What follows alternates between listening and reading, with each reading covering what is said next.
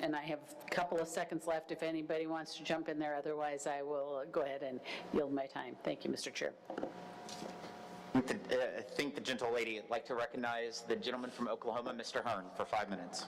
Thank you, Mr. Chairman, for moving this meeting out of the ivory tower that knows no recession, known in Washington, D.C., and to get out among the real people.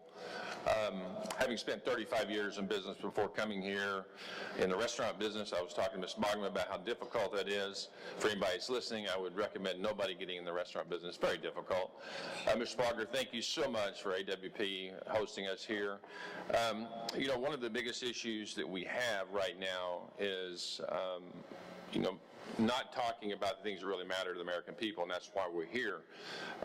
In 2025, we have the expiration of Section 199A, which gives back some cash or cash flow to the businesses in America, small businesses in America, to be able to invest more, to do more for their people, to stay more competitive, to innovate.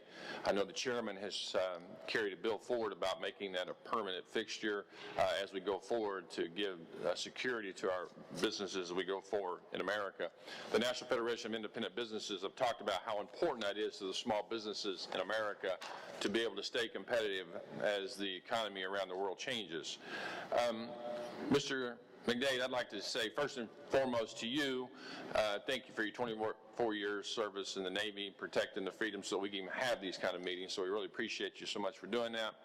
I would like to talk to you about you know, your testimony that you put forth, and just if we remove this where you now would have 20% more income to be taxed on, what would that do to your business, removing that ability to invest that cash flow?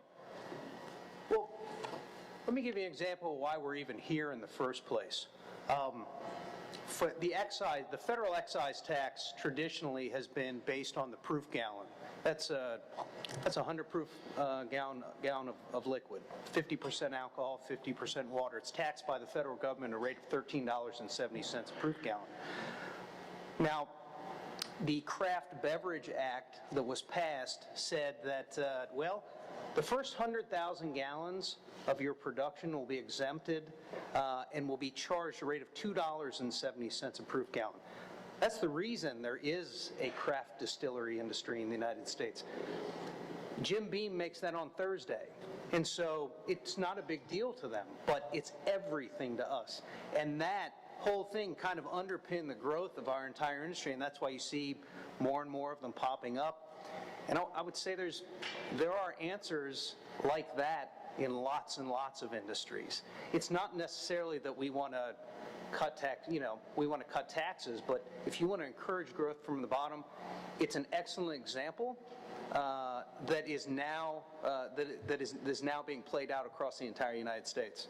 We went from in the 80s, less than 200 distilleries probably, an industry that was just still recovering from 80 years of since Prohibition, to now over 6,000 and growing.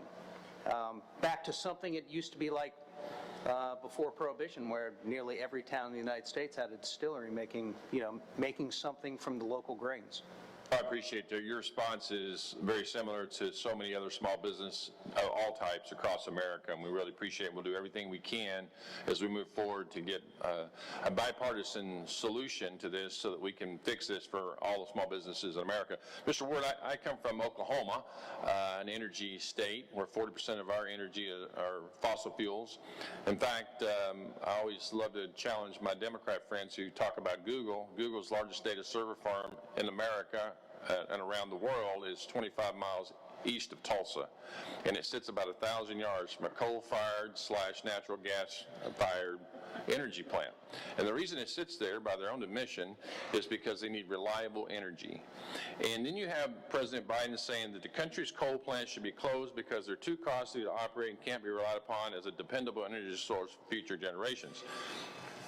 Mr. Ward, what would that do to America and to your businesses to see that fulfilled based on you mentioning that Consol Energy announced in October 2022 the commissioning of the Itman preparation plant? Could you expound on how important coal has been and is today and will be in the future for American energy supplies?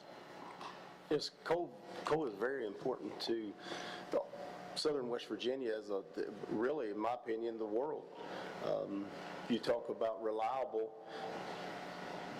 Ask Texans when they relied on solar source for energy and the ice storm came. They didn't have no electricity and they needed heat. Coal-fired electricity just kept going. It was very reliable, and it's been reliable since it was invented. And it's cleaner now than it's ever been, and it's more reliable now than it's ever been. As far as the metallurgical coal, it makes strong carbon steel. So it's very important to us. It's very important to our economy. Mr. Chairman, I'd like to thank the witnesses for all being here today and sharing your testimony. Mr. Chairman, I yield back.